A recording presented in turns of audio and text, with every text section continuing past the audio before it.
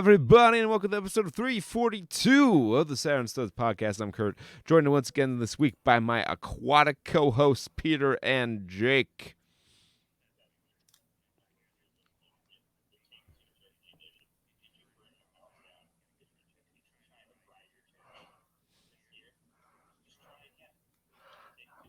Should have gone to Popeyes.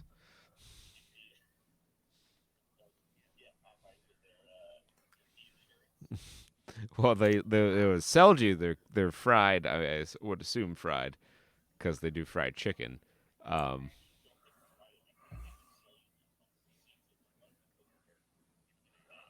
Oh, so you cook it yourself?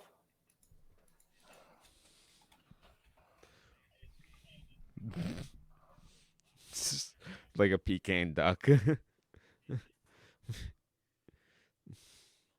In a Chinatown window. Okay, no, actually, okay. Marinated in a signature blend of Louisiana-style seasonings, the turkey is, quote, I don't like that they quoted this, quote, slow roasted and then flash fried to give it its signature crispy coating, according to Popeyes. Oh. Yeah, it just sits under the IR lamp until it's defrosted, and then into the oil it goes. I think the manager also might just put it under his car hood and then just drive around for an hour and a half. They don't bake their biscuits, Peter. They mine them from a quarry out back. We should really look into Popeye's child labor laws. It's like Bazooka Joe Gum. The guy who invented that brand just inherited a pink rock quarry and pulled himself up by his bootstraps. Only children's hands are small enough and soft enough to mine the biscuits accordingly.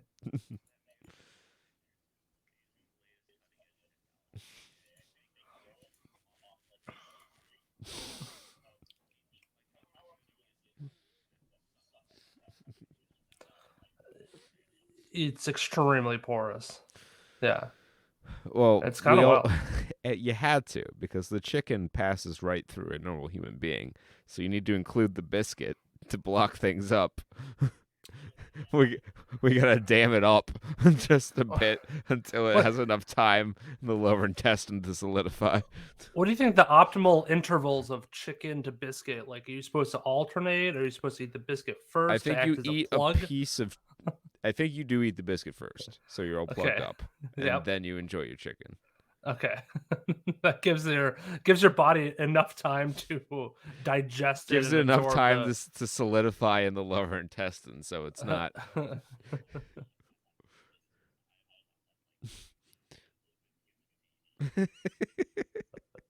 What is this, like hardtack? It's like Civil War heroes. Wish they were so lucky to have Popeyes back in the Civil War. Yeah, instead of giving you a bullet to bite on when they were amputating your arm, they'd stick a Popeyes biscuit that'd been out for a couple days in your mouth. See, their grandparents might have said, back in my day we had hardtack. And no, sir. In our day, currently, we have Popeyes biscuits. Don't tell me how hard you are chomping down on a hardtack. I wish I was so lucky to get that with my chicken nugs and some Louisiana Cajun style 5-piece combo.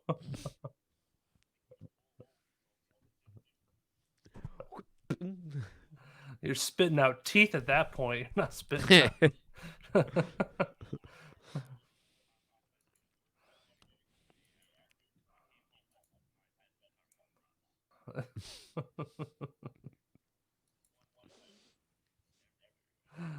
Nature Valley wishes.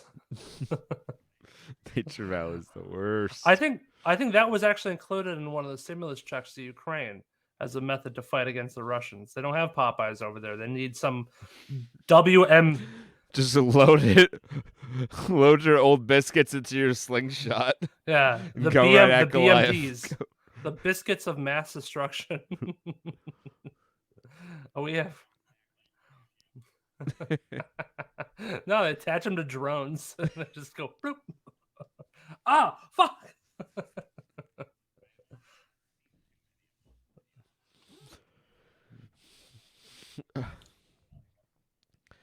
an Huh, what's RPB, that? rocket propelled biscuit. Just put that Somebody on doing the end. some vlogging? You don't need a warhead on the end of your missile. Just slap a Popeye's biscuit there. Get yourself that RPB. It absorbs all the moisture in the surrounding area. It's like one of those oxygen bombs that just consumes all the. This is just with moisture, and just goes.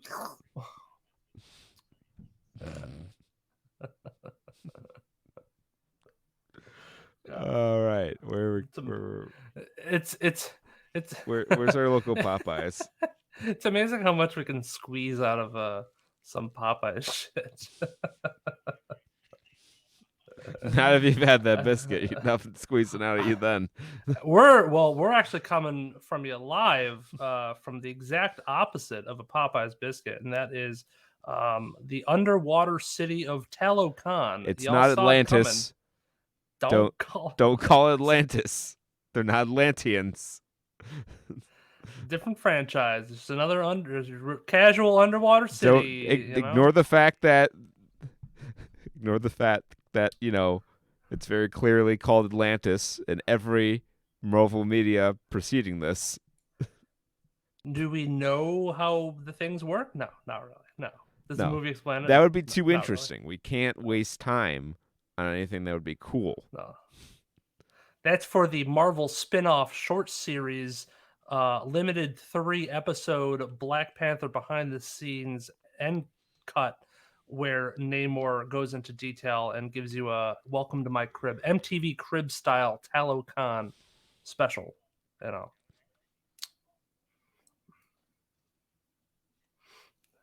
Hello, welcome to my Talocan. Yeah. That's where you're wrong, Peter.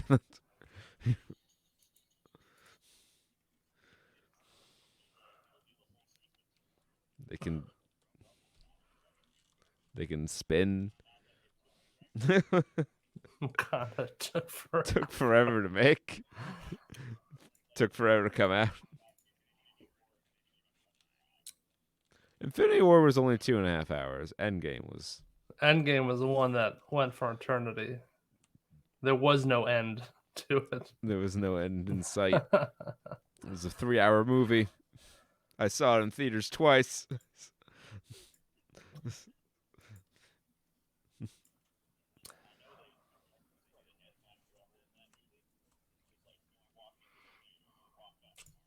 Yeah. Classic. Yeah. Begrudgingly. It's true. And we also watched some trailers as well. A single trailer, really more likely, when we talk about it on Trae Watch. So yeah, there's another Avatar trailer. It's largely the same, except now he's talking to the kid that the chick's pregnant with. So there's a time skip in here somewhere.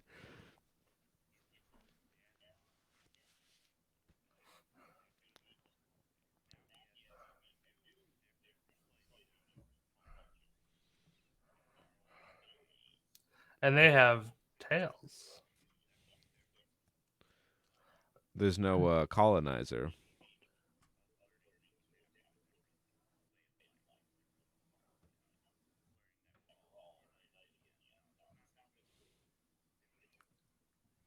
And they're slightly less blue and more of a turquoise because, ocean water. And they're very racist about that on Pandora. They're like, you dark blues. It's like the We don't Sneetches. like your kind around here. Hey, we'll have no shade mixing around here. How have they not done?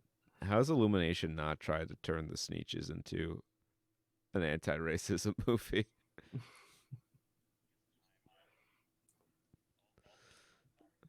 Oh, it's not a trailer we have here, but did either of you guys see the announcement? I didn't see the trailer, but I read an article about Mean One,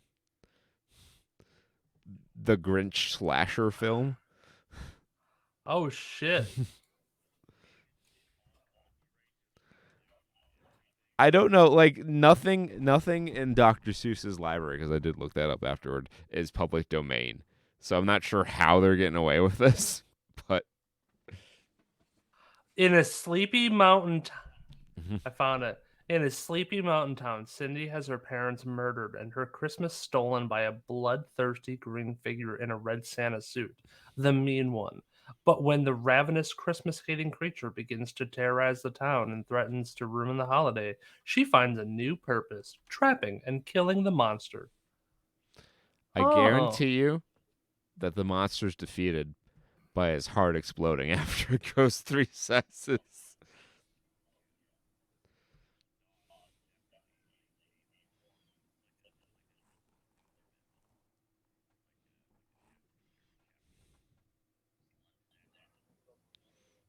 The Mean One, unofficial Grinch horror movie to be released in theaters next month. the, Yeah, it's December.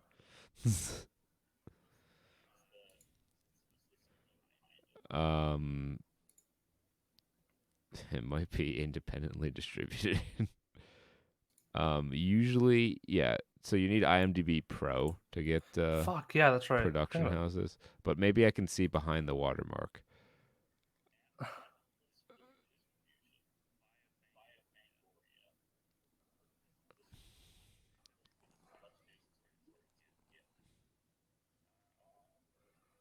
Distributed by XYZ Films, A Sleight of Hand Productions, Amy Rose Productions, Cali Pictures.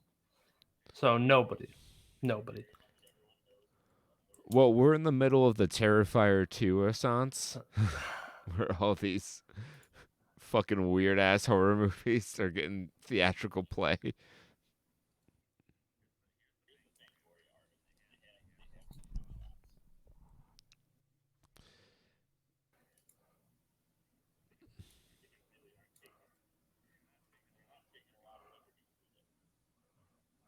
I like it. I'm down.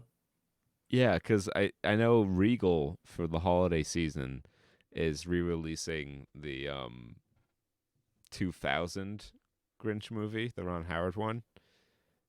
And when I saw the article, they said horror Grinch movie. I'm like, I mean, that movie was kind of like weird, but I wouldn't call it a horror movie. And then I read on and discovered that this movie exists and is happening.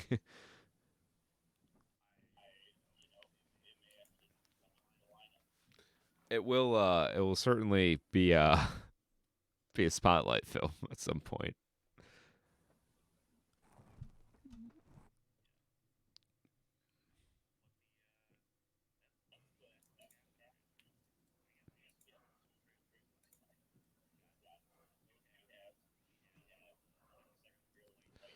Yeah. Well, the first one was a teaser, and let me tell you, this movie not what I thought it was gonna be, but looks pretty good actually. Um, Yeah, I think it looks fine. I will definitely go see it. It's got a solid cast. You got Adam Driver, Don Cheadle, uh, Greta Gerwig. A lot of a lot of big names, and there's a lot of just like crazy shit happening. I think if you're someone who enjoyed, I don't think it's going to be quite to this extent, but if you enjoyed Everything Everywhere All at Once, I think this is going to be a movie that's kind of right up your alley.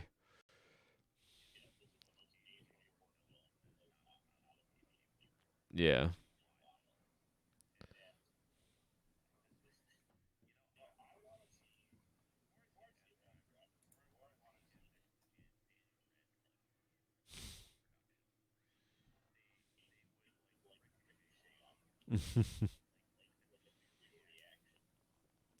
That would be our personal heat. You know, it was a big deal when Al Pacino and Robert De Niro were in Heat together. That would be the Saturn Studs equivalent of that. Make it I'd be happen, down for it. Hollywood. Yeah, I mean it's only a matter of time. I think they're both popular enough.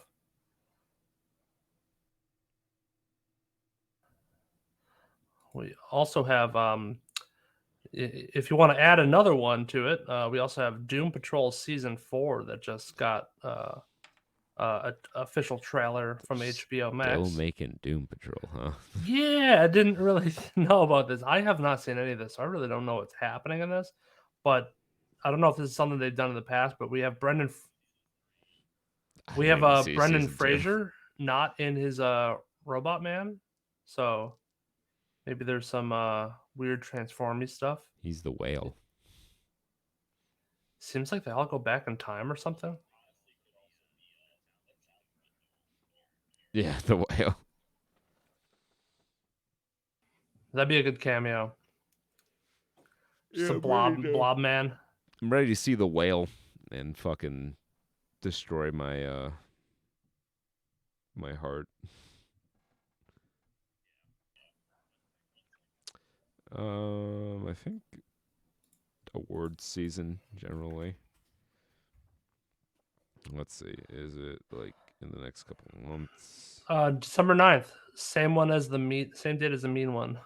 So we'll have a lot to pick from. I don't know if it's getting like a slow release though, if they're gonna do that or not. It is A24, so they might be. Yeah, I'm Slowly looking rolling out. on my Regal app, and there's nothing slated to open on the 9th at Regal, so it's probably going to be a slower rollout.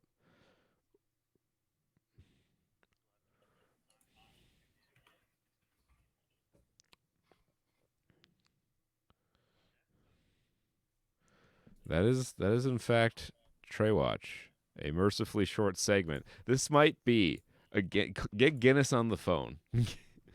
Because this might be a world record shortest Trae Watch.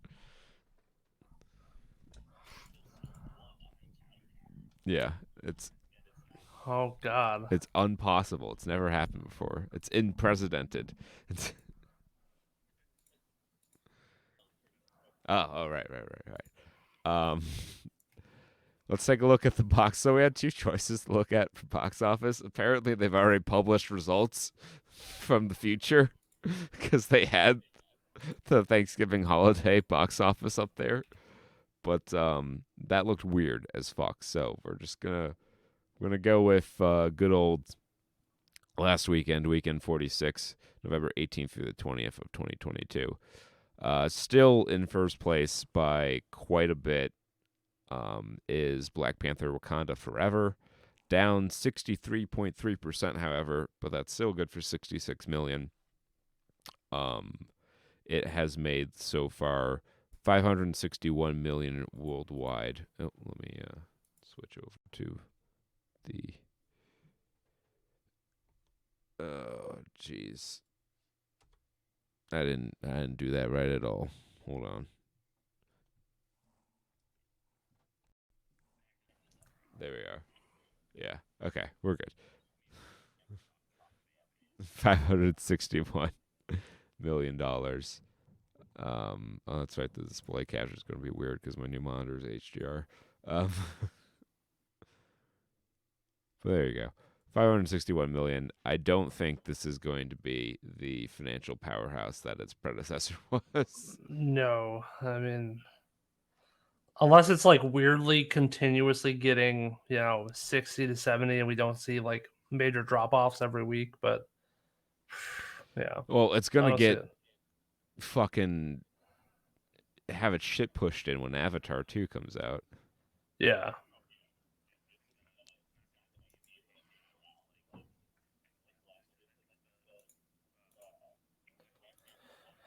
And like, yeah, it was like December or something like that, but there was no real Star Wars release to go up against that year. Damn you, James Cameron. Always raising the bar and raising the budget. Yeah. Speaking of Avatar, slated to need a $2 billion global box office just to break even. It is getting a Cameron China himself. release though to help with that. Cameron himself has told GQ for a story published that it is very fucking expensive and possibly represented the worst business case in movie history. You'd have to be the third or fourth highest grossing film in history. That's your threshold. That's your break even. Ah!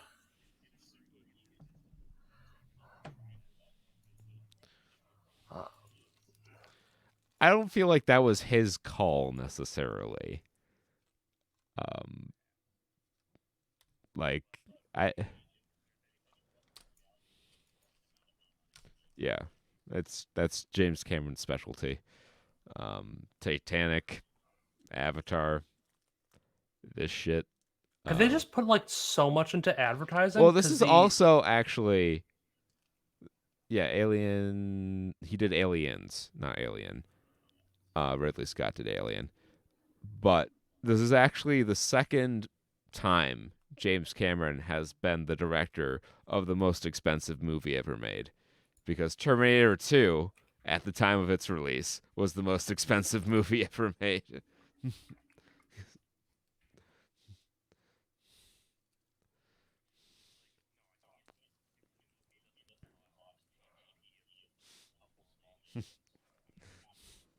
Like Wakanda.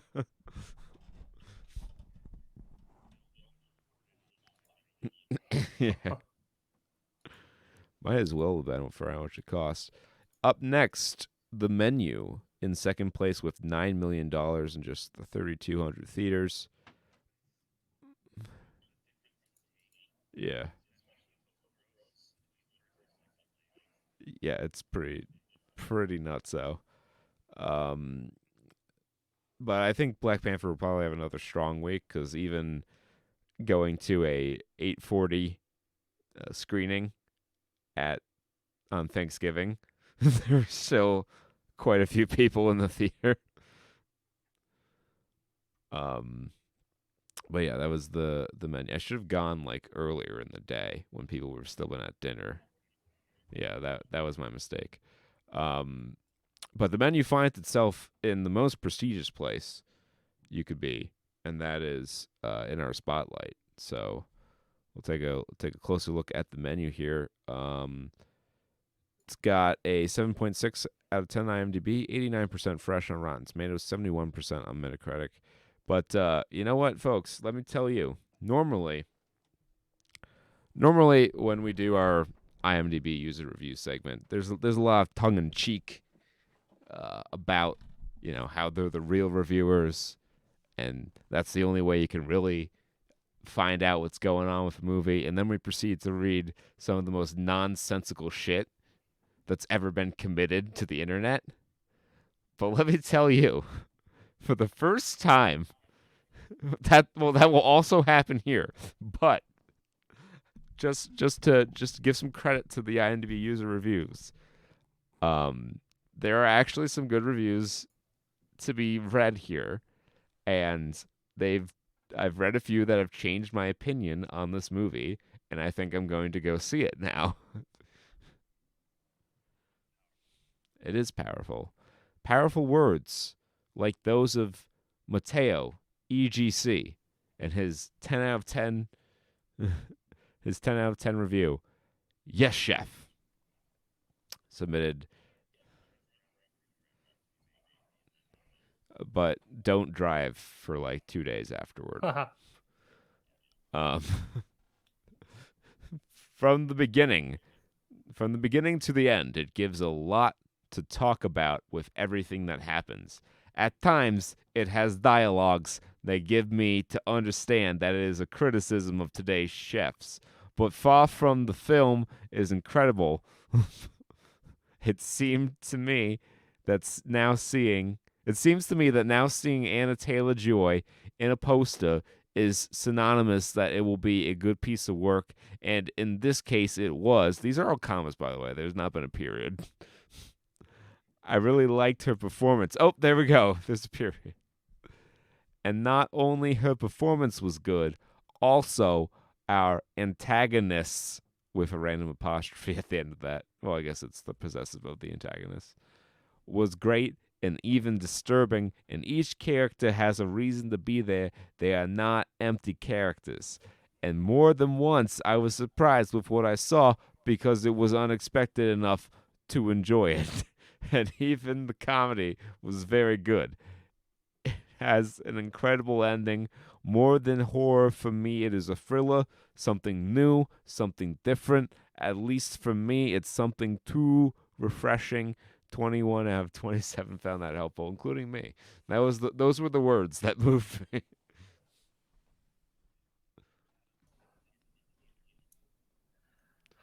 So when going through the 1 out of 10s, I'm finding a couple good ones. I would like to read this one, but it's got a bit too much of a spoiler in it, so I'm not going to do that.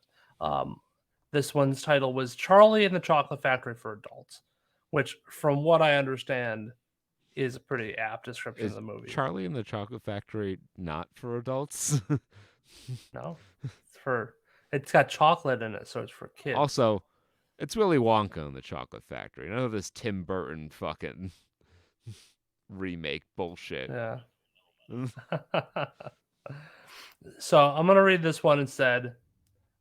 Wretched, 1 out of 10 by BK Throwaway. Easily the worst film I've seen in years.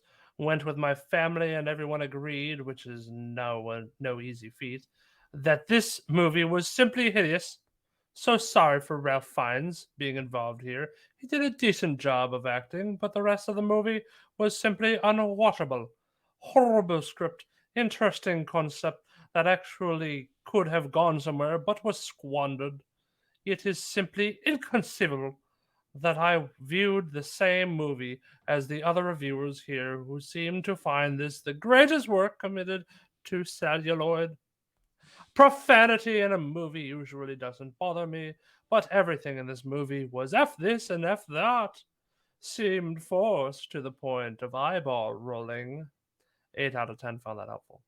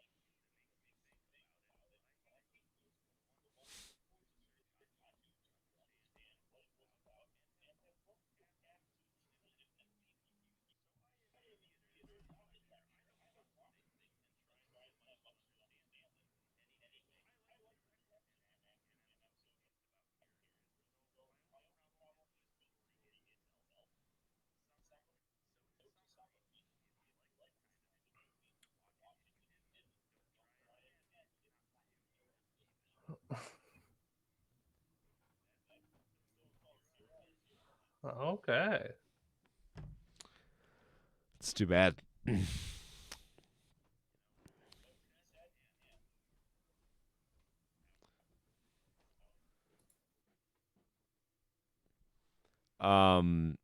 So Evan Parker T had a much stronger opinion about this in a positive way. After watching this, I crave a cheeseburger. The Menu is probably one of the most unpredictable movies I've seen in a while. This thriller is filled with tension and super dark comedy moments, and it's wonderfully carried by the amazing Anna Taylor-Joy, the charismatic Nicholas Hoult, the menacing Ralph Fiennes, and the rest of the cast as well.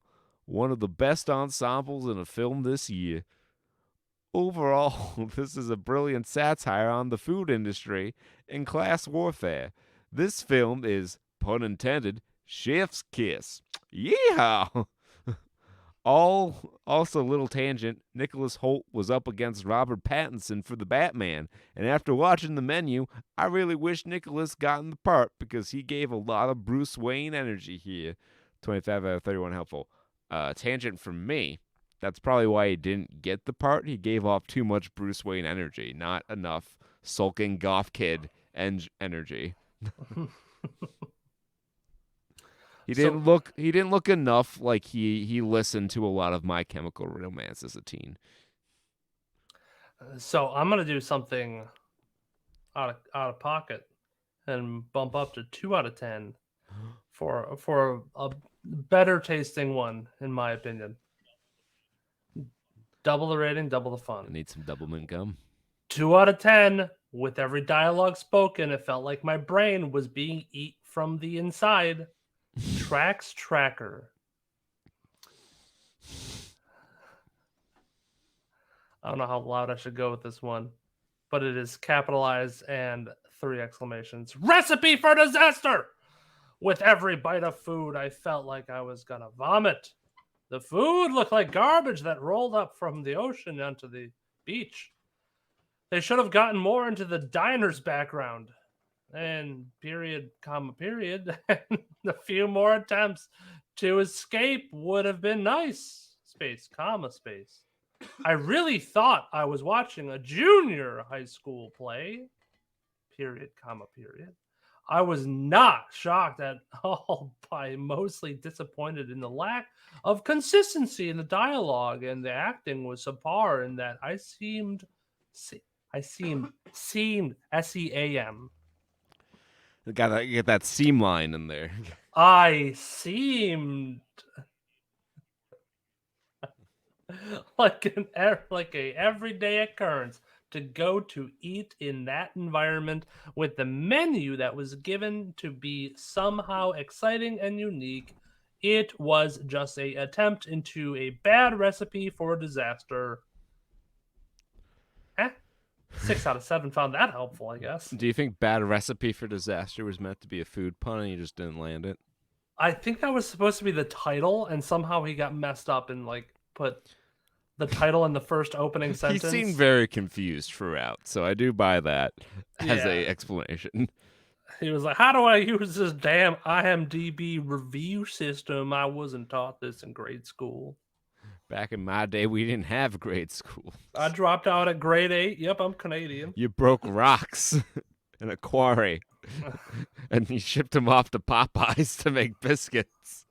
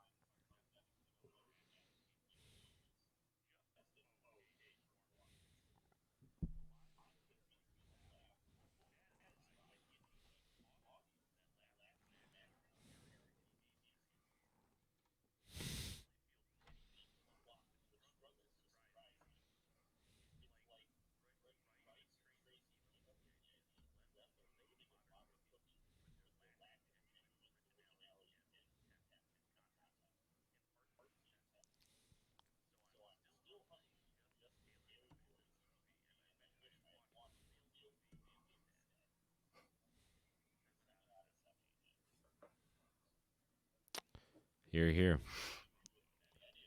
No. He had his own opinions. It's rare to see that these days. Some people just want to parrot what their favorite YouTuber told them to feel about something. I'm glad we all have strong enough conviction to never base our opinions on something off of something that a YouTuber once said. Certainly not go to the great length of reviewing a movie you didn't watch or rewarding it your best picture based on the opinions of other YouTubers. That we all definitely saw.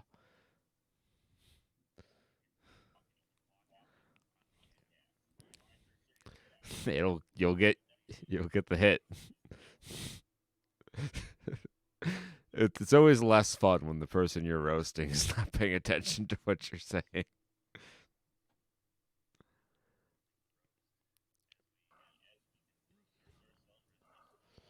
Yeah.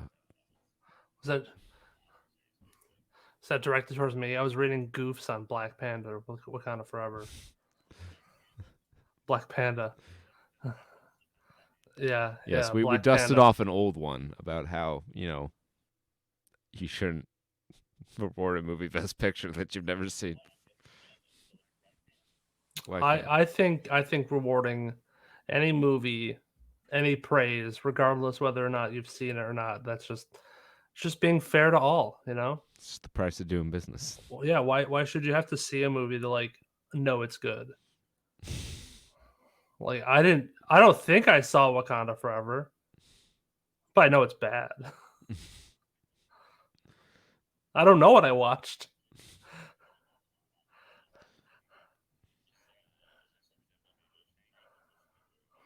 I watched a tribute to Chadwick Boseman. I didn't watch a movie. I didn't watch a film. I watched an experience, okay? That's what I did. I could hardly see it with the tears in my eyes, all The right? Chosen, season 3, episode 1 and 2. Which what the fuck? So they just aired 2 episodes of a random anime as a Fathom event, and it grossed nearly $9 million.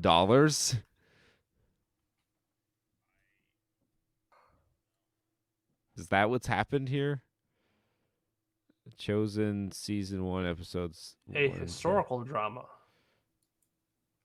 Oh, is it about Jesus? I thought there should be only like one season.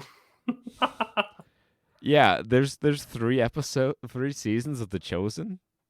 How is that possible? You can wrap that shit up in one season.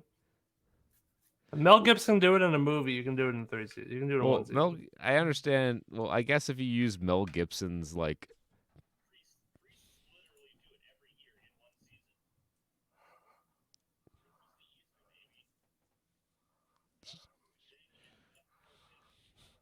People will do anything just not to go to church. dude died at like 30. It's not like there's a whole lot to cover.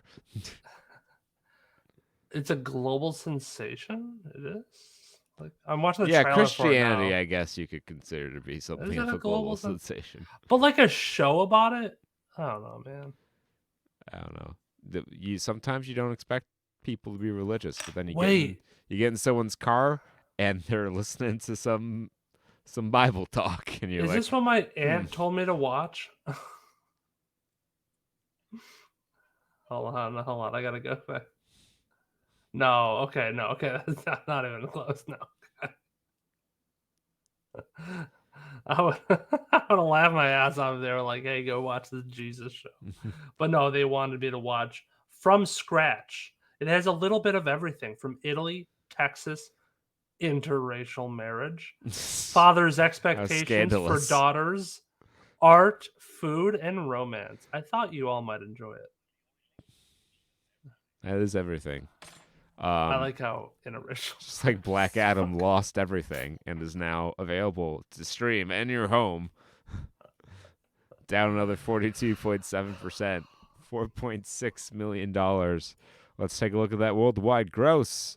368 million. So in 5 weeks, it's failed to even get in striking distance of Wakanda Forever's opening week.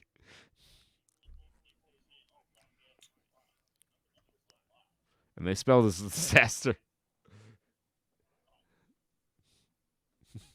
Said Joe.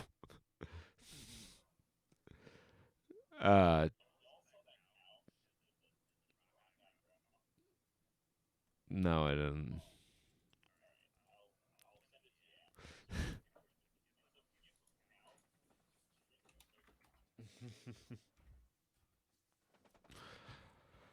Ticket to Paradise, the George Clooney romantic adventure movie, down 45.9% in its 5th week, $3 million. I bet you when those 2 movies released, after 5 weeks, I don't think they envisioned that the takes that week would be that close. And you know what? Ticket to Paradise has made $158 million worldwide compared to Black Adam's 368. So I don't think anyone expected the box office numbers to be that close. She Said opens in 6, 2.217. That's the yes, Harvey Weinstein one, I think. Oh, the Harvey Weinstein thing. Yeah. Man. I love it. Lyle Crocodile's brief run of surging up the box office comes to an end just as quickly as it began. It's down 3 spots all the way back into 7th, down 40.4%, $1.96 million. Smile is still making some money in the top 10 here, down 3 spots into 8th, $1.158 million for Smile, down 50.4% from last week. That's made $214 million worldwide, so I'm sure that's been very profitable for Paramount. Oh, yeah. That and Top Gun Maverick. They've had a good year. Pray for the Devil. We're coming in there at $919,000. And rounding out the top 10, the Banshees of Inisherin, which I should also try to see with all this time off I have. Yeah. If I can even get there before it's out. But, I'll just look for it on my sources.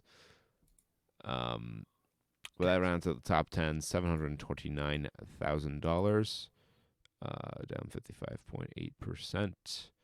And that's the follow-up, folks. Let's talk some gaming news quickly here, because I didn't pull a whole lot, and shockingly, I have not completed any games in the 1 week that it's been since my last game review.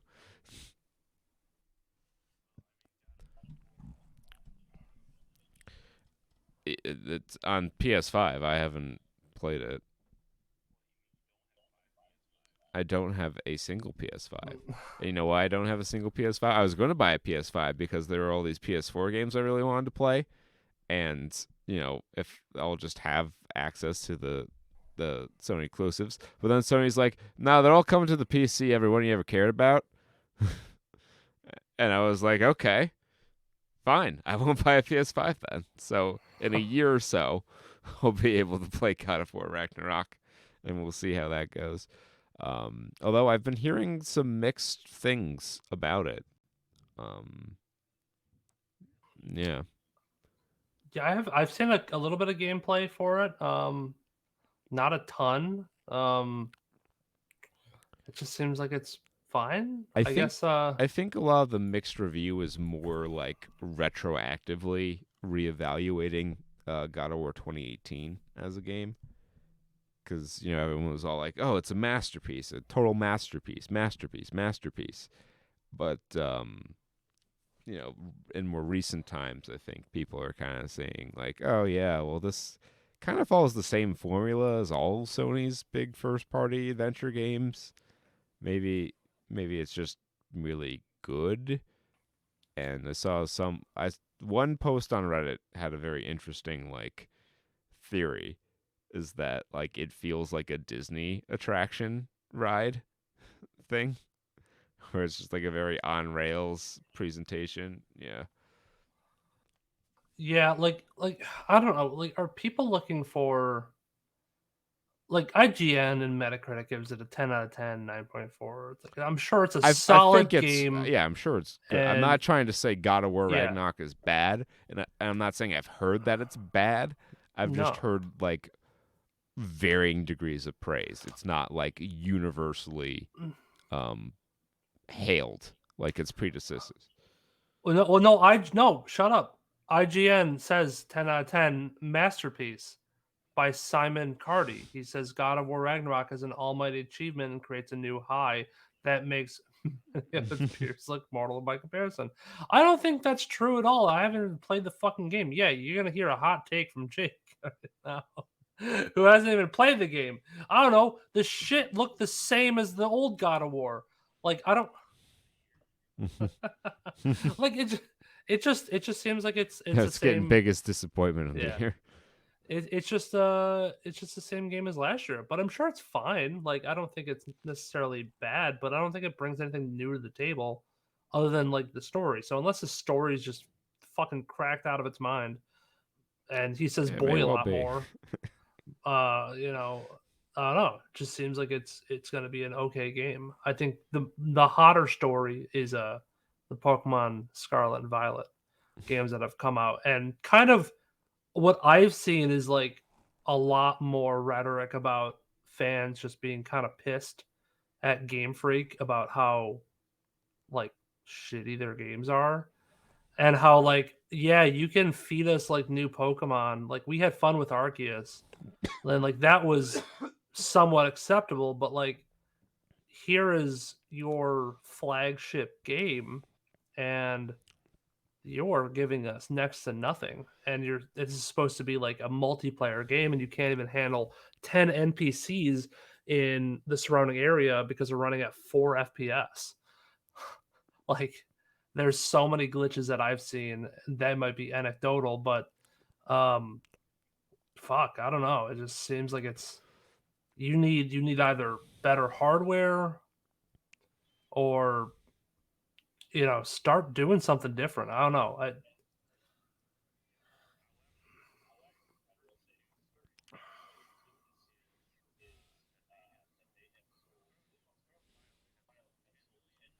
Yeah. They've got no incentive to change ever. Yeah, exactly. That's what the bothering thing is, that they're gonna still sell, which is like cool for more Pokemon, I guess, but like not cool for the consumer Yeah, because I'm taking a stand here. I haven't bought it. I don't really plan to buy it. I've been yeah, playing Showdown, and already there have been some Pokemon that are new that have been banned. yeah. So Yeah, yeah, and it the also fucking that one move, like Shed Shell or whatever. No, it's like yeah, Shed Tail. Yeah, where you set up a substitute and baton pass in one move. That's fair, right? just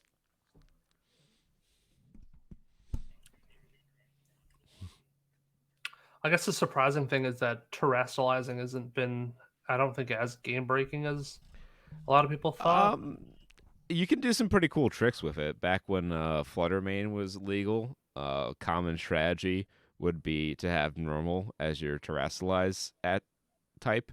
So when an opposing Fluttermane came in and tried to Shatterball you, you didn't have to worry about winning the speed tie. Hmm.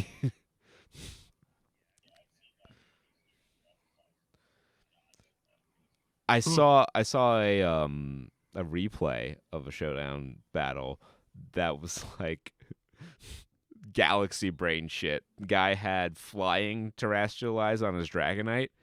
He teared the Dragonites into pure flying and then used Roost. And if a flying type uses Roost, it becomes normal type until the end of turn. So the Flutter Mane Shatter Ball just bounced right off the dragon. Hmm. I was like, that is galaxy brain shit right there.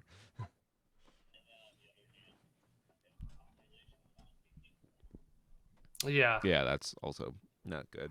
with Last, what is it called, tandem mouse or something like that, or mousehold? Yeah, mousehold, where it's just four mice.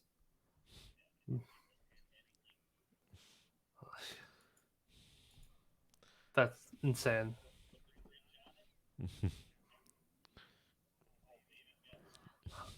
does the Pokemon get skill link?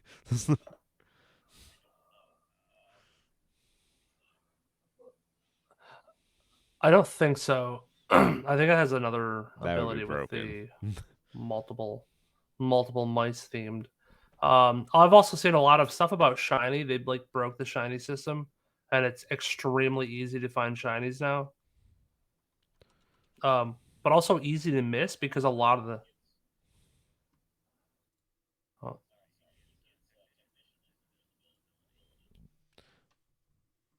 That's it makes every hit a little stronger,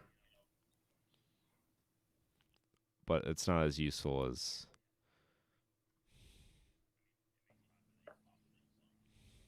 Yeah. Yeah, not as strong as Last Resorts though, or Last Rites, which got Hounds Yeah, down Houndstone. Yeah. banned immediately.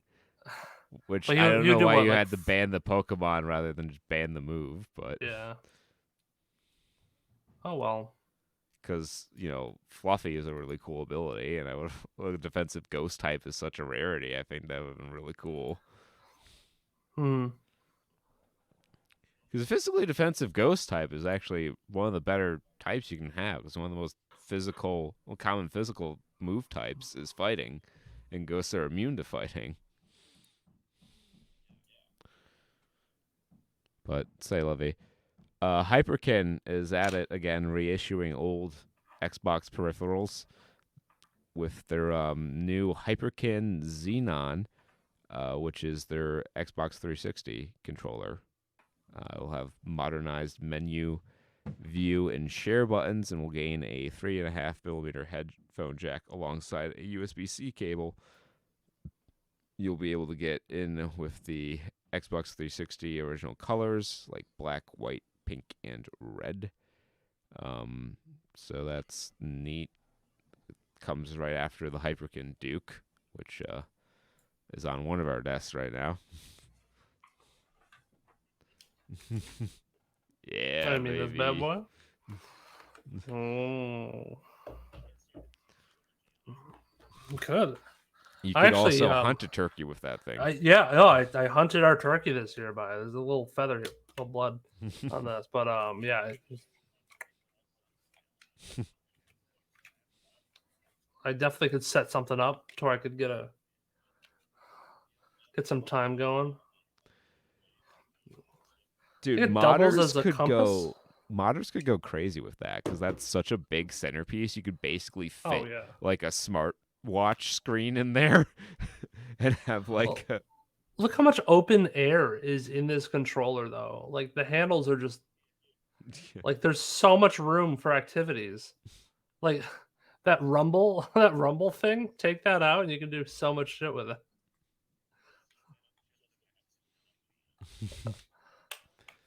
Netflix has Use said that it wants to make a AAA PC shooter, and they promise no microtransactions to boot.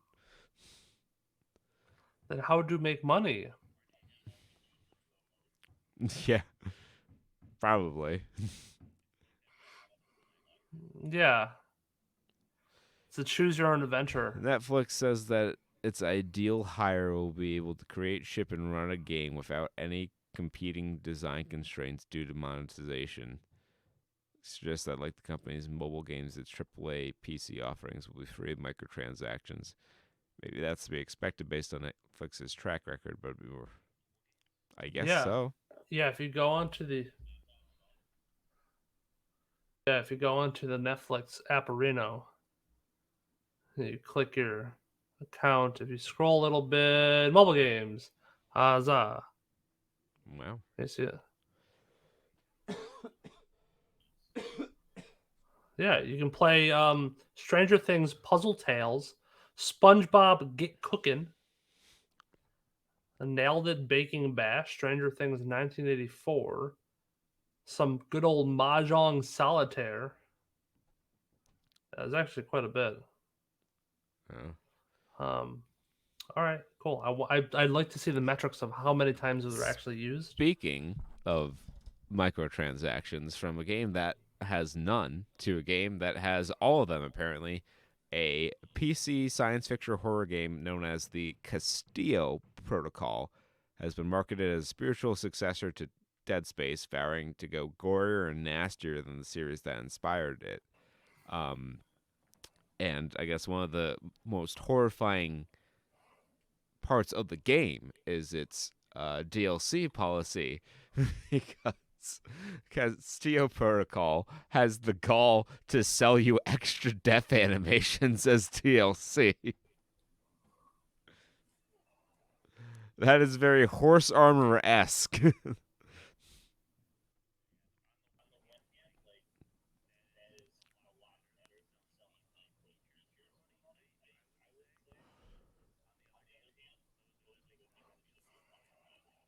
Yeah, but no, cheat codes have been monetized. That's why you don't see cheat codes anymore because it's all DLC. Yeah, the cheat code is your bank's routing number.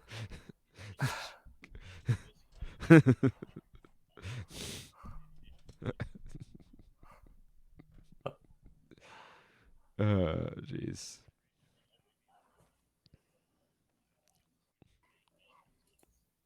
Or Callisto, I guess. I thought I saw an extra T in there.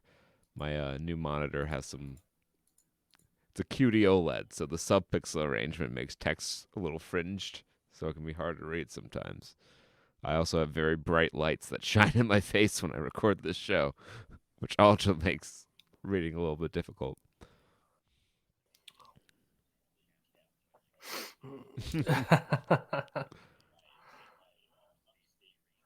It's rustic. Is compound.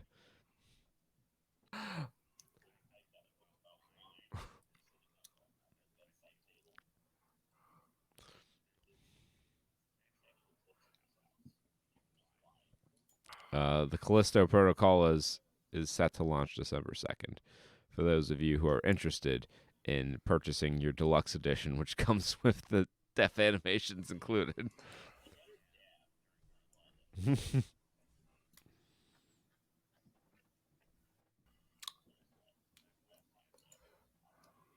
are you talking about? So is Quarter past never. I'm hip with the kids, right?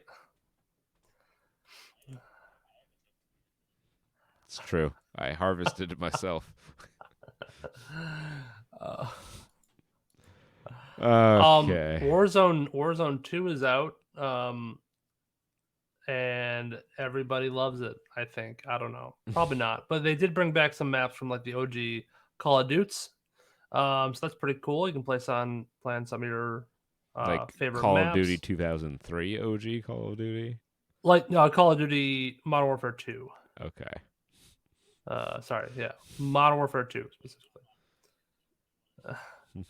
No, on the new one, the old one they brought back some of the maps from the old one. So like I think it was a high rise or something like that, where you're playing on top of a building. You could like I remember that map because it yeah. was so easy to spawn camp people. They would get so angry. Yeah, because it was kind of like a smaller map, and there was like you see quite like way Because across you'd the map. spawn in one of two office buildings. So if you just sat back behind the midway point of the map, you could infinitely spawn camp people. There was only one way out too, so you're kind of fucked. You could either jump up onto like little railings or go under and up through the middle, but neither was very safe if you were. No. So with Warzone 2's launch, they also came out with a little bit of a. I think this is a pretty smart design option. They call it DMZ, I believe it is. And this is kind of like maybe it is because I don't think it's monetized. Maybe it is. There's a little bit of monetization, a little tiny bit. You buy some skins, Just a little bit. So this is like Escape from Tarkov, but in Call of Duty, where you like jump in with nothing and you loot until you find like a gun. You can kill AI, you get cash and other shit, and then you have to go and find a like a extraction point, and then you get to keep whatever you left with. And you can come across real players. You can come across AI, and sometimes the AI are pretty cracked from what I understand. And then, it's a lot better than Tarkov, I think, because there's a lot less realism to it. If anybody has ever played Tarkov, it fucking sucks. Way too realistic. I don't care who you are. There's no amount of realism needs to be in that game. You don't need to load the actual bullets into your cartridge, and then whenever you miss a shot, you like lose 1,000 rupees or whatever the fuck it is. You know, I like saving room in a backpack should not be a thing because you have to fold down the stock. I, Jake's not a big fan of fucking Yugoslavian game developers, I guess. no, fuck them. It's so dumb. So dumb, dude. That's silly. It's an Like immersive simulation. I got backpacks inside of backpacks inside of backpacks that I gotta open up to find like band-aids or some shit to heal. No.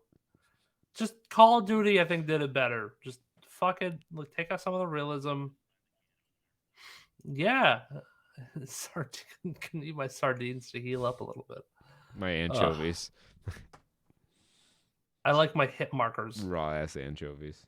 I don't want to guess if I hit an enemy. My eyes aren't that good.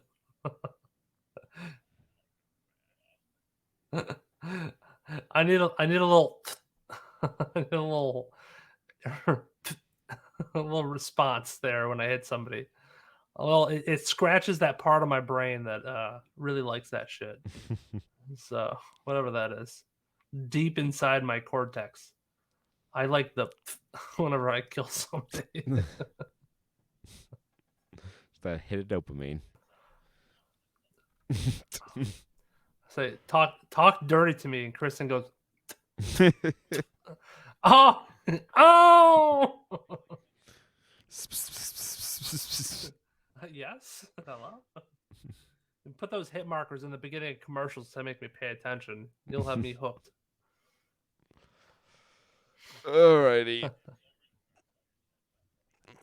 Yeah, I guess now we unfortunately have to talk about Black Panther, Wakanda Forever, Echidnas Forever.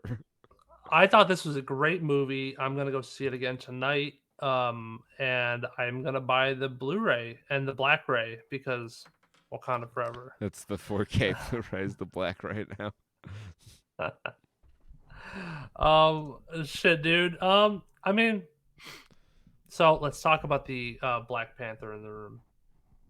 And Chadwick Boseman's dead. Okay. I do not. It's true. I do not wish death upon anybody. But Shuri, no. Yeah. No. So they did a good job, I think, in like if you're gonna keep Chadwick Boseman out, not from your choice, but from cancer's choice. I think they did this. I think they did this the most like nice way, I guess. The respectful way. Yeah, I think they were fairly respectful of him. I don't know that it was the best choice of how to honor. I'll preface this. So a lot of my opinion on this movie is colored by the fact that I fundamentally disagree with killing off the character of T'Challa because Chadwick Boseman passed away. Yeah. I think bringing that character to screen was like really important to him, and the character's story was not over. And I feel like they never discussed this. This just feels like a conversation that they never had. Yeah. About like possibly replacing Black Panther, replacing Chadwick Boseman, getting somebody else to come in here. And it was always like because they were like too afraid of like pushback from the fan base on like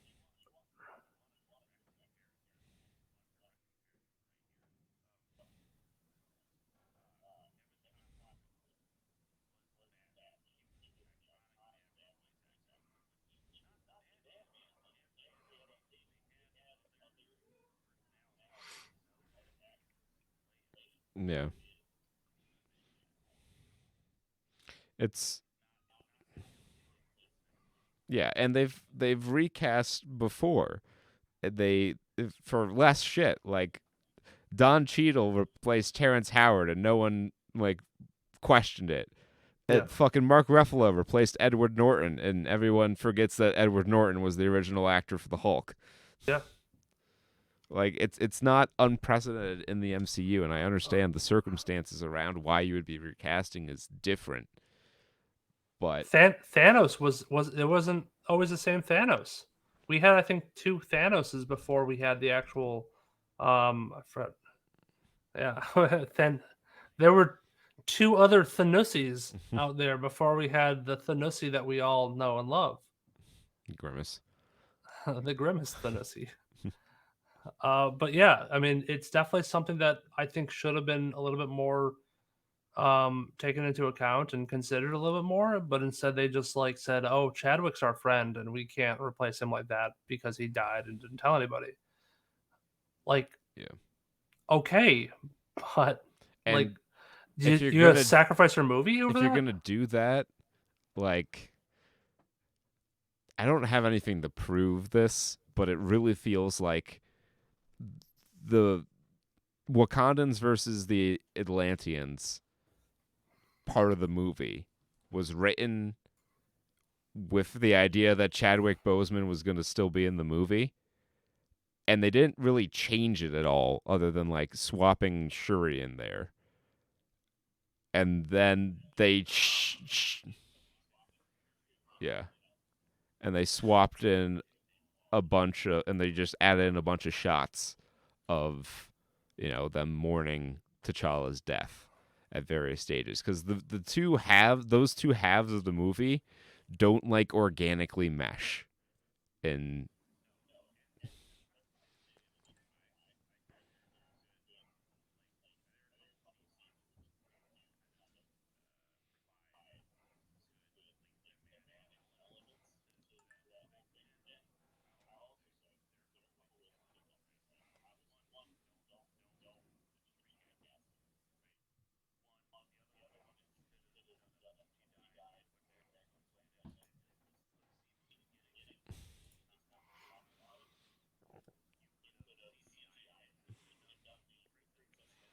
yeah, which it seemed like they were going to do, but they kind of swerved you on that one.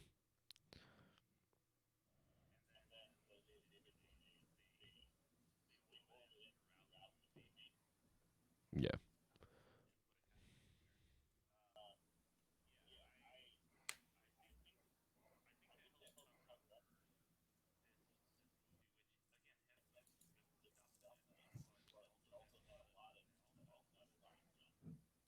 yeah,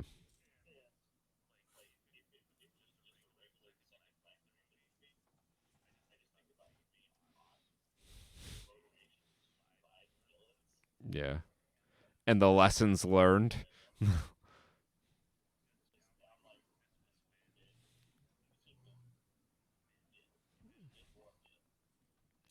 Yeah, yeah, and like, I don't know what exactly it is about it. So like when Black Panther 1 came out, Wakanda is a technological superpower, right?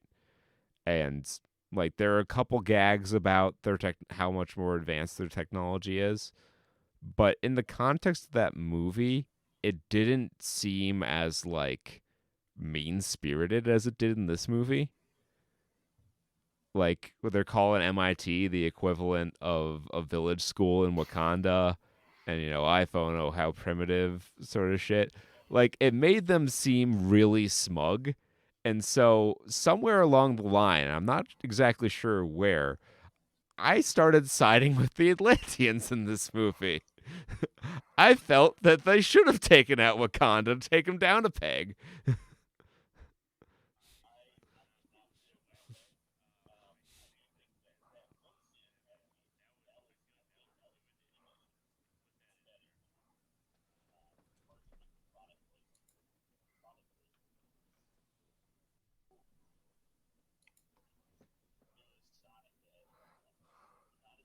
Yeah, but Sonic the Hedgehog, when it did it, like it was part of the joke was that it was super flagrant.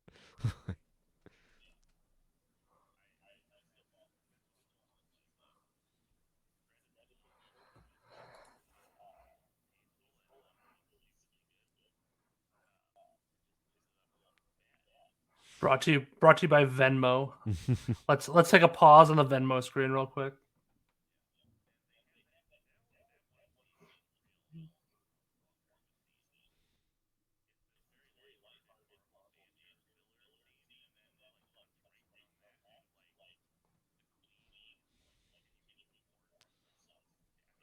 Yeah.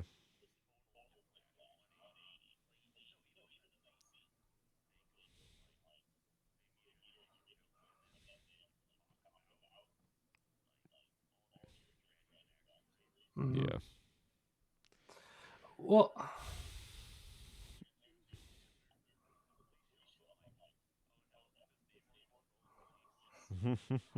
well, that was also kind of like just they didn't really explain. I mean, they kind of explained towards the end, but like there was a lot of things that just like kind of happened for the sake of like driving the plot forward. Where I think they could have done know, a more natural transition forward in the story, and maybe gotten some more background information in the. Instead, we got like this random escape scene and montage that you could have gotten from point A to point B in a different way and not had involved this giant like chase. But whatever, they had to have something for the commercials. And Yeah. yeah, I mean, but this one wasn't even all that great. Oh It's like yeah, I don't. it was a pretty It poor was very chase scene, to be lackluster. honest with you. Yeah, it was extremely lackluster. Like you didn't really have like Riri Williams is in this, and I I Not didn't quite I didn't as mind her. bad as I feared it would be, but she's not exactly a highlight of the movie, and her involvement in the movie is kind of pointless.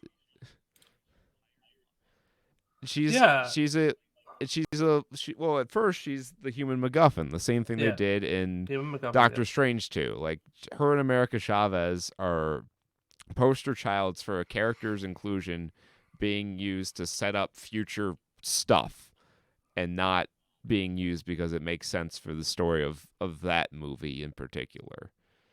Mhm.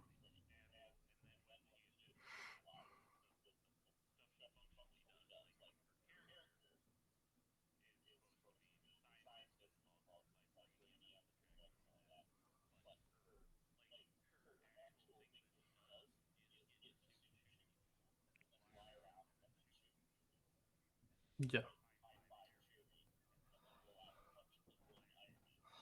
Like and her I guess the only time when she really showed that she was like, "I'm a scientist," is when they were using deductive reasoning to figure out Figure out how to like diffusion beat was a thing.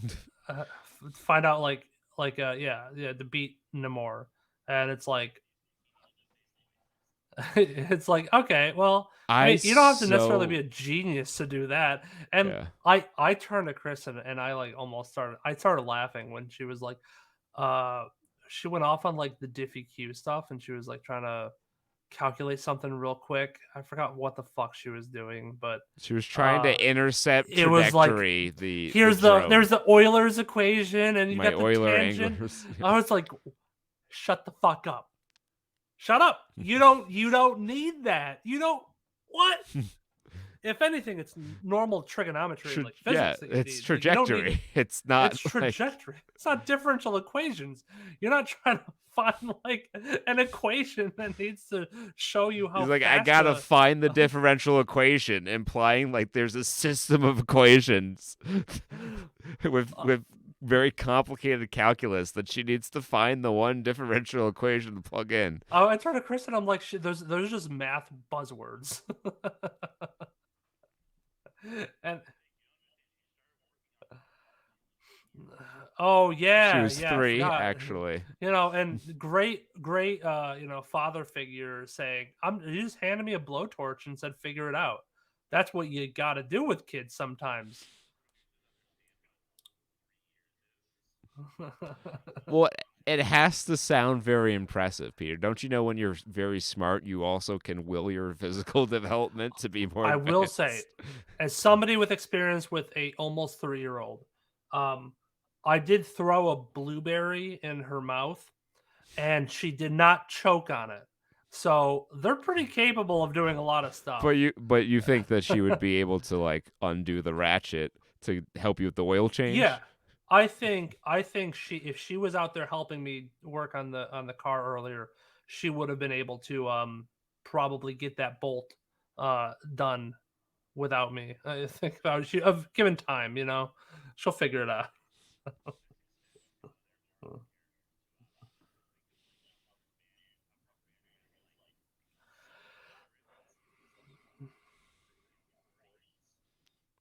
Yeah, but you can like double dip on some stuff.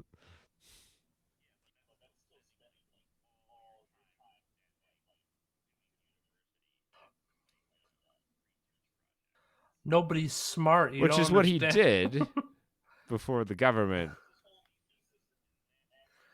you know,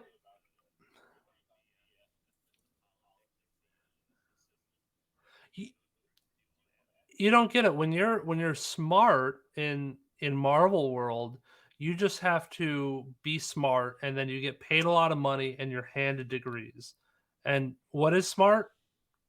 Don't worry about it. He's gonna say some nuclear buzzwords and then help save the world, and then he just gets handed diplomas.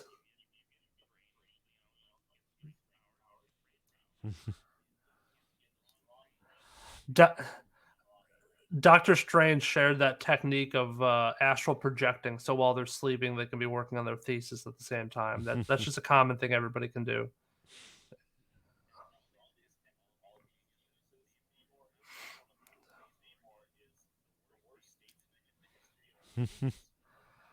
Yeah, his politicking was rough.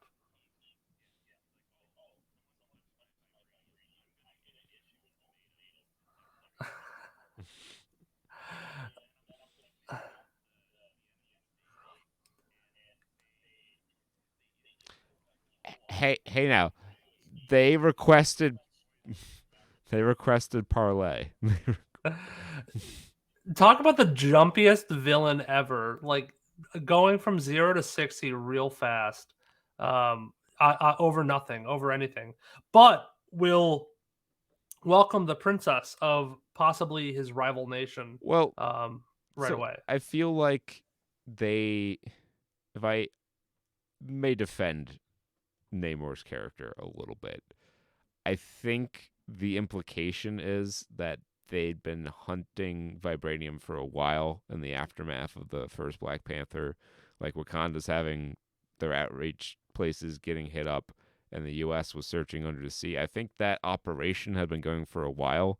They just finally started detecting a vibranium deposit that the Atlanteans couldn't move out of the detector range.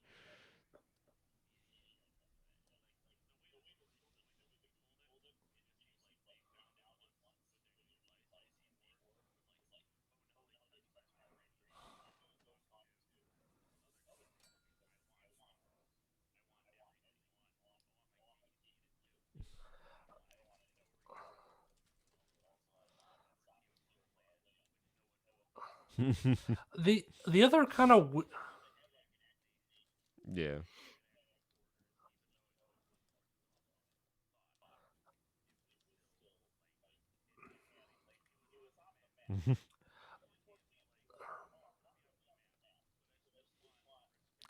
But it's my land, you see.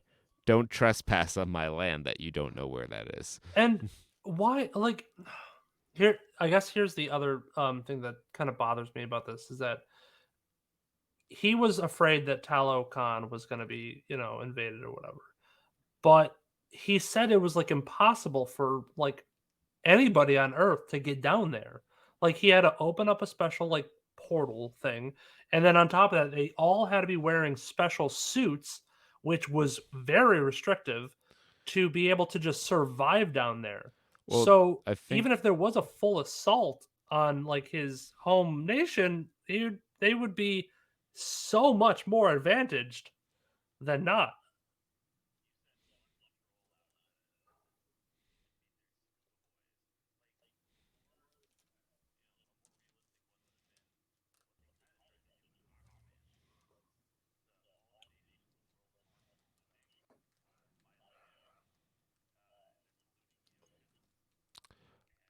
see my read on Namor is that he is he has ambitions for world domination, and he is using the veil of, oh, I'm just trying to protect my lands. Um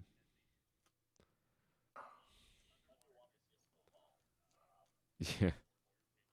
Yeah.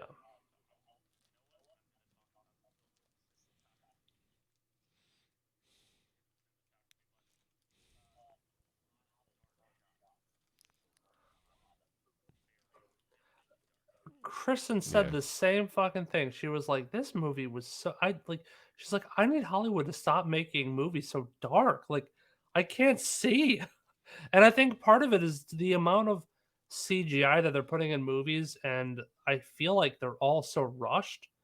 Is being hidden in these dark shots. So you have so many night shots that are just hiding bad CGI in it. I mean, even the throne room scene, which wasn't completely dark, but it was darkish. He seemed like he was CG'd underwater too, for whatever reason. He didn't look right. I don't Well, know what they did to yeah, him, there but was a lot of that, like where an actor is on a green screen for a shot that you wouldn't think they'd have to be on a green screen for. I don't know how much of this was filmed during. Well, there's the beach, and then even on the bridge, and when they're supposedly leaving MIT, when the Spear Maiden general like turns around and poses, like you can see a stark chroma line in front of this the picture of the. the end the end scenes on the boat too, like those were all like that wouldn't have been too hard to do something more, Yeah. physical. Yeah. Yeah, like you couldn't have filmed a location for this, but I don't know how much of that is like pandemic stuff. I know that the actress who played Shuri was unvaccinated, and that caused production delays because she couldn't film with certain No. crews or go to certain filming locations.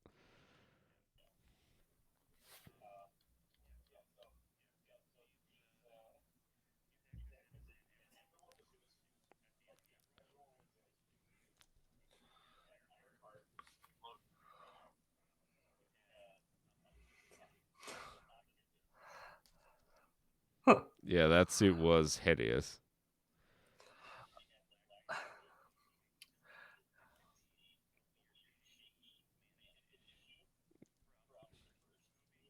Yeah.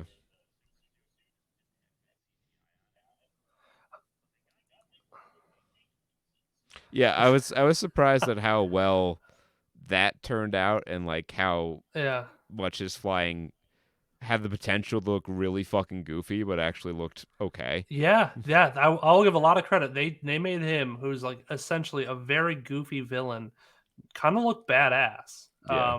And that was props on them for doing that, which is Oh, well, Baby yeah. Namor was like fucking like the Brightburn kid. That dude had a menacing Uh, presence to him. his kid Boo right there, just being like, "Let's burn everything down." I am setting fire to the land world, the land dwellers.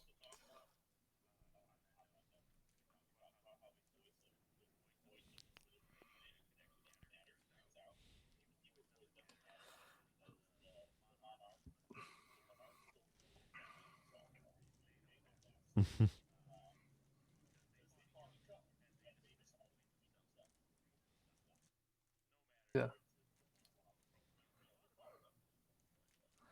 yeah. Oh, Yeah. oh, there's our lead. Uh, Our lead. Our leaders are standing next to each other, not saying anything, and like having smirks on their face. Like, let's stop. I know you just killed all of my like tribe members, and you killed my brother and sister. Like it's okay, shit happens. Why can't we be friends, eh? Yeah, I just almost sank your ship. Yeah. A mere 10 seconds ago, I was ready to slit your throat in cold blood, but you know what? Namor said you're all right, so you're all right with me.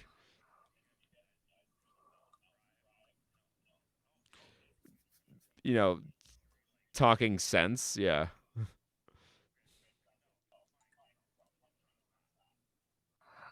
Yeah.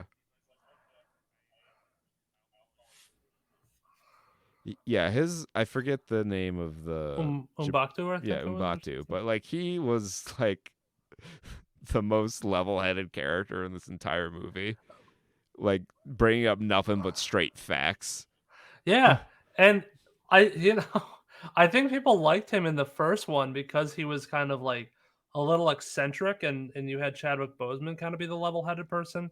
But now when you have the main character kind of forced into this Killmonger-esque phase, he has to be the level-headed one now that Chadwick's, T'Challa's gone. Yeah, in So Shuri's character, I just think in general is not strong enough to be a lead in a 2.5 hour movie. And they tried to make something interesting happen with her, but they just didn't really commit to it. Like there was never a consequence for for an action taken in haste.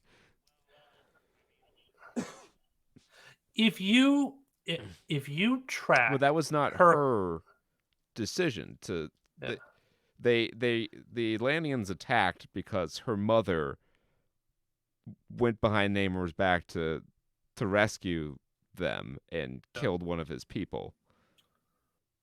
And they're like, "Oh, well she fucking knows where Talakan is now. We got to make sure that they don't invade, so here's an impressive display of force." Yeah. but again, do they like?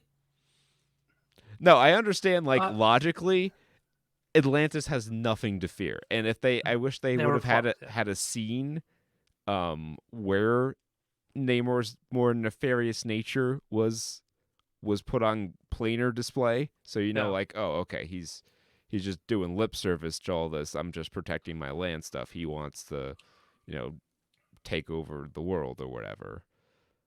But Yeah. they tried to make him a more sympathetic villain, and I don't dislike his character. I think he's one of the more interesting parts of the movie. But like with everything in this movie, it all feels a little half baked. Yeah. I definitely think that Namor was be. I wanted more screen time of Namor. And when you look at Shuri's character arc over the like, I consider it like three movies. This, Black Panther one, and then like her stint in Infinity War. I think she was in Yeah. more. uh, her her persona and her characteristics like went from this goofy fun loving person to just fucking emo burn the world. Like there was no arc. It's like a spike in just different attitudes and characters. And I get it, a death in the family can have a lot of impacts to somebody, but God, like there was no transition point. So to the audience, I think it feels kind of unnatural to have her like acting this Yeah. way, like scorched earth mentality. Like I don't think I have a problem with her being Black Panther too much. I definitely think a recasting of Black Panther would have been better. But if you're gonna have her be Black Panther, you gotta show a little bit more development to her character because all we know before this was she was the goofy kid sister, And scientist, genius. I don't And know if I'm the only one who felt that way, but I found Shuri before this movie to be one of the more annoying characters in the MCU. hmm,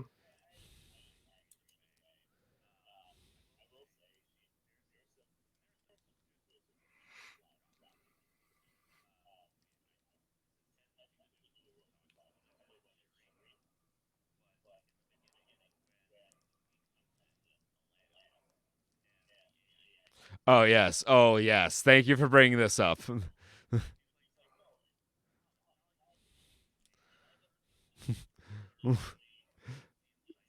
You know, 10 years ago or whatever, yeah, in universe, an AI tried to take over the world. that still has effects to this day because they're still bringing up the Sokovia Accords. Yeah. Like they're still bringing that up. That's That's still still on the being books, I referenced in guess. She-Hulk.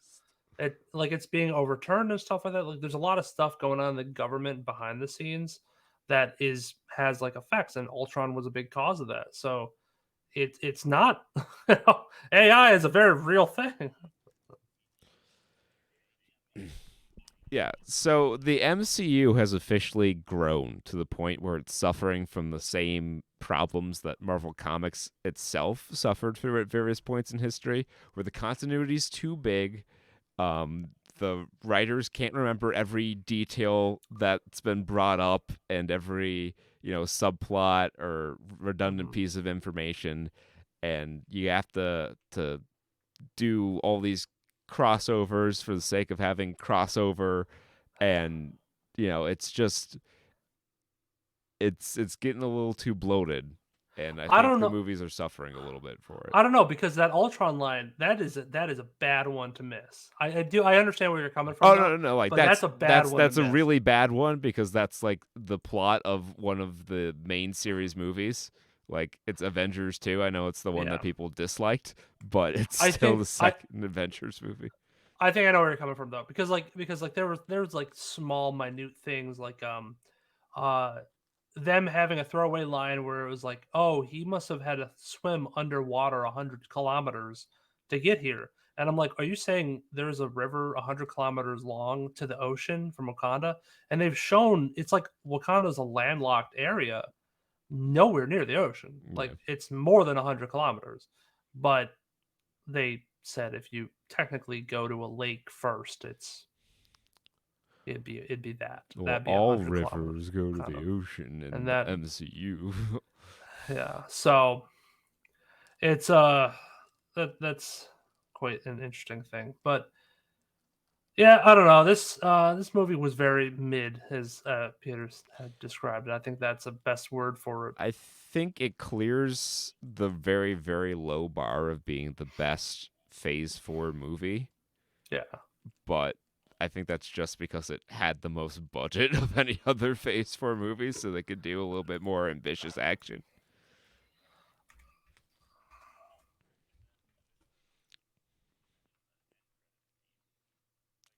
Oh, yeah, Baby T'Challa. This is T'Challa, son of T'Challa.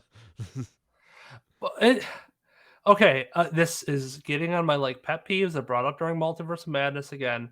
It's like when you have a mid credit scene that like is taking place right after like the last scene in the movie. And it should have been in the Fucking just movie, yeah. put it in the movie. Just put it in the movie. Don't force us to sit through 5 more minutes of Rihanna.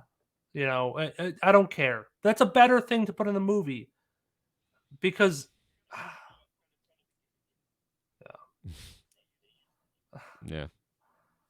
it's like fuck. Like that's so silly. I don't know. Yeah, no, I agree. After you pointed that out, I've noticed it in a lot more things, and it's just Marvel feels like they have to have something, and there's not like a hidden story that these are all coalescing to, so they can't do anything for that. So they're just left to like cut a scene off the end of the movie and stick it in there, Yeah, or do a and comedy you gag. they had stuff though. I mean, Ironheart comes out in the beginning of 2023. If you're gonna have Ironheart come out soon, why don't you put something like her going back to MIT and starting that plot, like bumping it to? So the other thing is that like for Spider-Man, No Way Home, um, or Far From Home, they're all going to MIT. So have a thing where maybe Shuri bumps into Ned and some of the other people, and if that's going to be the plot for There might be Ironheart, a rights issue there with Sony. I don't know. But anyways, you could do something with Ironheart and set up whatever the plot is going to be for that. Or hell, the last couple times you did stuff, you had the um I Julia Louise Dreyfus's character, Valentina, who's now the CIA director. Like, have her have a thing where it sets up Secret Invasion or, the Thunderbolts. So, or do something with Kang. Like, it doesn't have to be connected to the movie. You can just have a random thing No, because no, that's this what is the end of Phase they 4. don't. They don't know what they're doing for Phase 4. Is I think the problem, because yes, they can do that. They should do that, but they don't do that. Because Phase 5 starts with fuck, I don't remember. Quantumania, I guess. But there might be a This is the last Phase 4 this is movie. this is the last Phase 4 movie.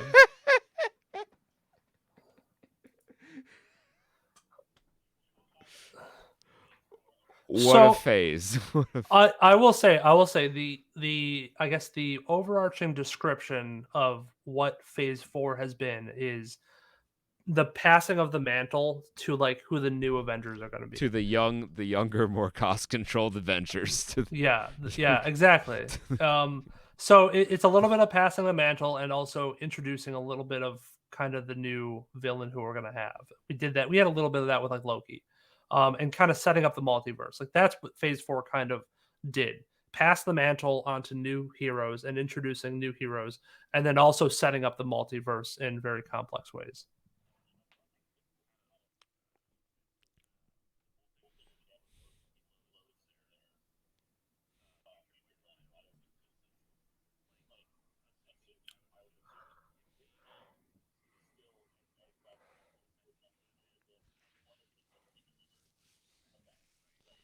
Presumably, yeah.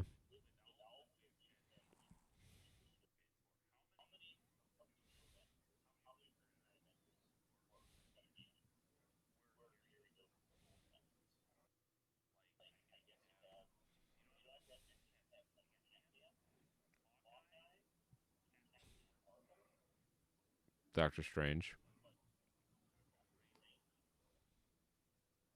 Well, But they weren't even really. Doctor Strange Hawk, wasn't really an Avenger necessarily. Like if like in terms of Hawk, like card carrying Avengers members who were like recognized as being Avengers and not just other superheroes who happened to fight against Thanos with them, I think it would just be Hawkeye. and honestly, Hawkeye is I think a retirement.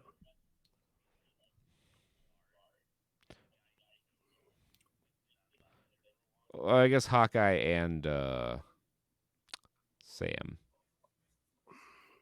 Yeah, Hawkeye, Falcon. Well, Hawkeye, I think, is retired. To be quite honest, in the Hawkeye series, I think they're kind of hanging up his mantle there. Um, well, Thor is still technically out there. I mean, he's Yeah. just kind of roaming Yep. around with love right now. Although You have I did Hulk. see an article that Chris Hemsworth is going to take a bit of a break from acting because he got some illness found in his family.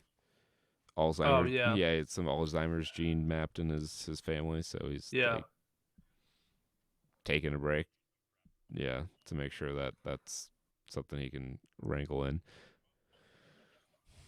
The the the um the the Hulk and somebody else related to the Hulk, who is not not She Hulk. No, no, no, nope, Abomination. nope. His son. Oh, okay. Hold Young on. Hulk. It's like Young Rock.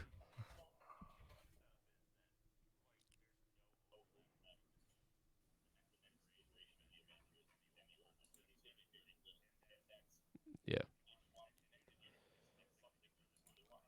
I would not be surprised if none of the original six were in the next Avengers movie.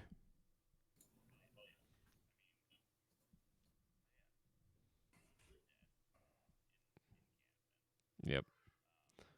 Steve is really old. Yeah, possibly dead.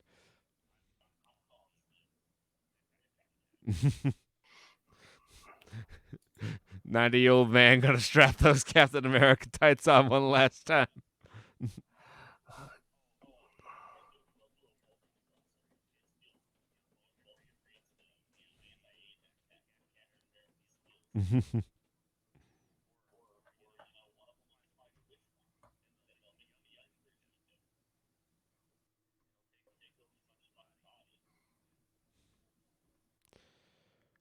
You should have just done World War H.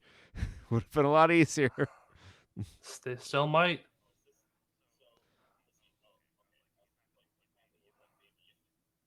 No,